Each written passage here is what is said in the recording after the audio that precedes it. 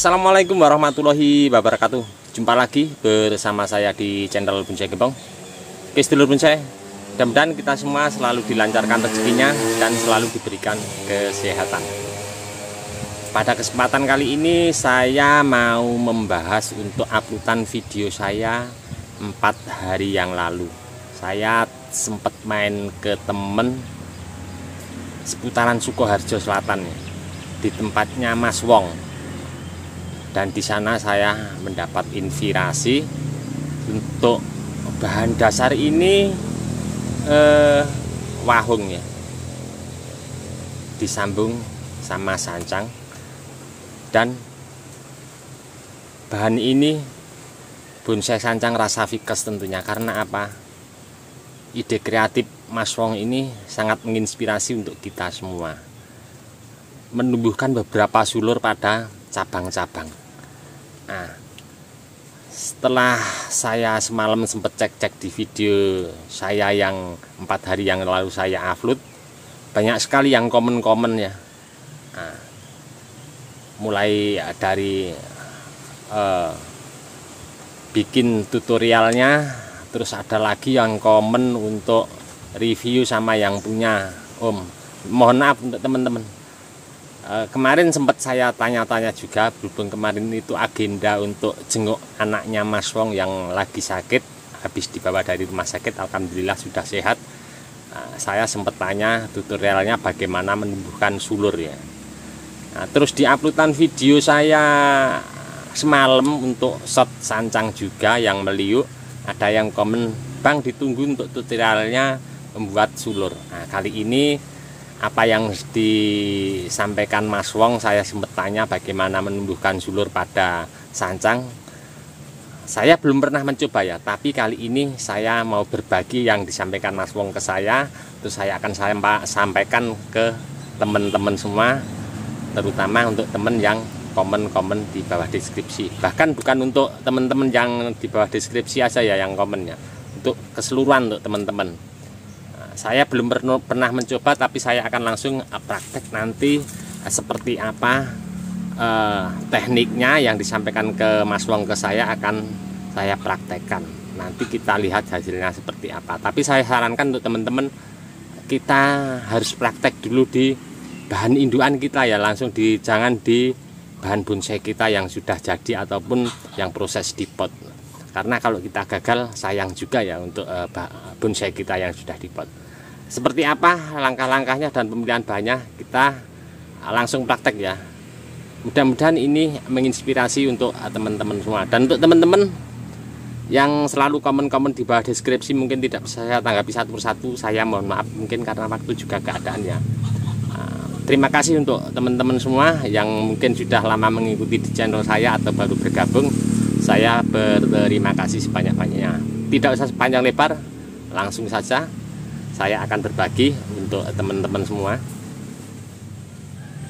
Untuk media tanam, dimana kita pengen nanti mengeluarkan akar baru pada cabang dan bertujuan membuat akar gantung, saya mencoba pakai kokopit.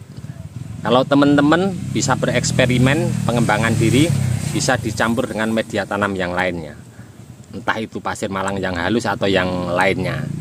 Tapi saya mau mencoba pakai kokopit. Seperti biasa kita basahi, jangan terlalu becek, sedang saja seperti halnya kita mencangkok. Dan untuk pembungkus plastiknya, saya sarankan pakai plastik yang transparan, yang bening, dimana kita nanti pas pengecekan keluar akar apa belum, kita akan lebih mudah ya. Dan nanti kita lakukan proses ke tahap berikutnya.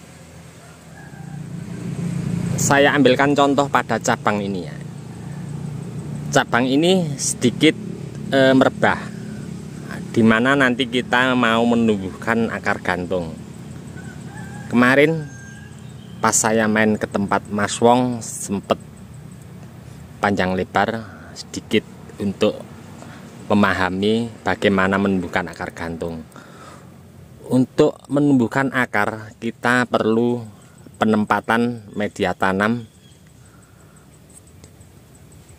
Kita lihat ya kondisinya pas penempatan media tanam di ruas ya. Jadi pas ruas seperti ini kita melakukan penempatan media tanam. Dan Mas Wong sendiri kemarin sempat saya tanya apakah perlu dikupas. Tidak perlu dikupas Mas, langsung saja ditempel sama media tanam. Tapi kali ini saya mau bereksperimen untuk pengembangan diri. Saya mau mencoba dua versi untuk nanti saya lakukan. Mulai dari yang tidak saya kupas dan nanti akan saya lakukan di cabang yang di sini akan saya kupas. Tapi dengan pengupasan tidak seperti halnya mencangkok ya. Kita kupas keseluruhan. Saya kupas cuman dimana nanti saya mau menumbuhkan akar untuk ke depan jadikan akar gantung. Saya mau mencoba nanti seperti apa hasilnya, saya akan selalu update untuk teman-teman. Dan di sini saya juga punya pengembangan diri. Nanti saya pengen pemilihan bahan di sini dengan mengeluarkan akar beberapa dari terusan cabang-cabang. Nanti mungkin akan saya bikin bahan dasar untuk gaya connecting root ya. Seperti apa? Saya langsung mau mencoba. Untuk yang pertama saya mau mencoba untuk yang tanpa saya kupas kulitnya ya. Dipas ruas ya tentunya.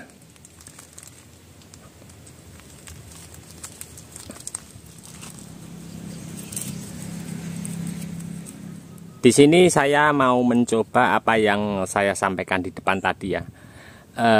Saya mau membuat bahan dasar, insya Allah mudah-mudahan nanti berhasil untuk connecting root ya. Dengan teknik cangkok akarnya kurang lebih sama seperti yang di video depan tadi. Tapi yang bahan ini saya mau mencoba dengan pengupasan tapi tidak keseluruhan ke lingkar batang. Di sini ada cabang punya pecahan anak cabang. Nanti saya akan lakukan penempatan 3 untuk penempatan media tanam. Mungkin di seputaran sini, terus di sini sama yang di sini. Tapi ini saya mau lakukan sistem yang berbeda dengan melukai. Saya pakai pahat yang cekung. Oke, saya mau langsung praktek.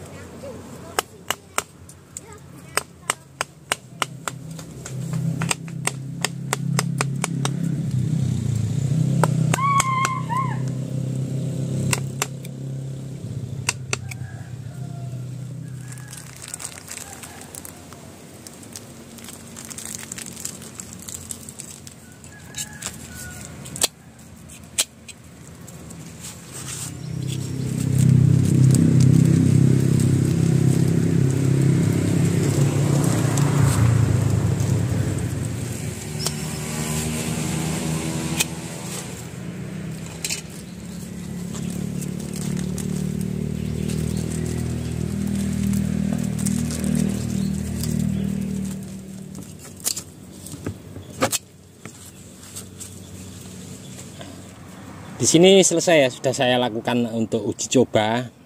Dan ingat untuk lakukan seperti ini tetap kita kasih lubang ya, dimana nanti kondisi air kalau dari atas kita cari posisi terendah daripada air dimana nanti jatuh, kita kasih lubang yang banyak tidak apa-apa ya, karena ini musimnya penghujan keseluruhan. Nanti akan saya update untuk hasilnya seperti apa. Ini yang tanpa saya lukai, terus yang jauh di sana, di situ yang saya lukai. Nanti hasilnya seperti apa. Dan hati-hati untuk teman-teman untuk bonsai ataupun proses entah itu jenis ficus ataupun kita membuat akar gantung, apalagi bonsai jadi ya, Nah, kondisi seperti ini ya, kita lihat ya. Akar gantung kalau nyampe oper, terusan untuk dari akar gantung biasanya akan membesar karena asupan nutrisi fokus dari akar gantung, bisa membengkak, bisa cabang, bisa lebih besar daripada batang utama. Karena batang utama asupan nutrisinya kalah sama dari akar gantung walaupun masih berkesinambungan. Makanya perlu kita lakukan untuk kita pengontrolan agar cabang tidak bengkak membesar lebih besar dari batang utama. Kita harus lakukan pemangkasan akar gantung secara berkala. Ini saya juga dapat masukan ya dari teman-teman yang lebih senior. Tentunya kita di sini harus banyak-banyak belajar dan memahami anatomi sebuah tumbuhan. Karena di mana besar batang atau cabang di atas, di mana akar akan mensuplai dari cari nutrisi di bawah. Makanya untuk bermain akar gantung kita harus treatment secara berkala untuk pemangkasan akar gantung, permajaan agar di mana cabang yang dari terusan akar gantung tidak membengkak lebih besar dari batang utama. Untuk teman-teman saya sarankan langsung praktek ya, kita mencoba. Saya sendiri juga baru mencoba kemarin, terinspirasi dari teman Sukoharjo Selatan yaitu Mas Wong untuk bonsai sancang rasa vikes yang tumbuh akar gantung di segala penjuru pada cabang-cabang tertentu di mana kita inginkan akar tumbuh.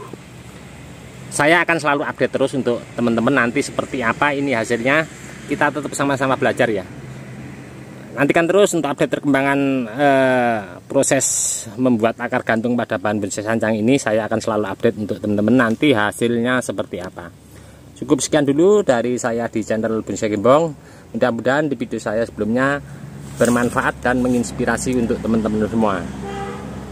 Cukup sekian dulu. Salam satu hobi, salam budidaya. Assalamualaikum warahmatullahi wabarakatuh.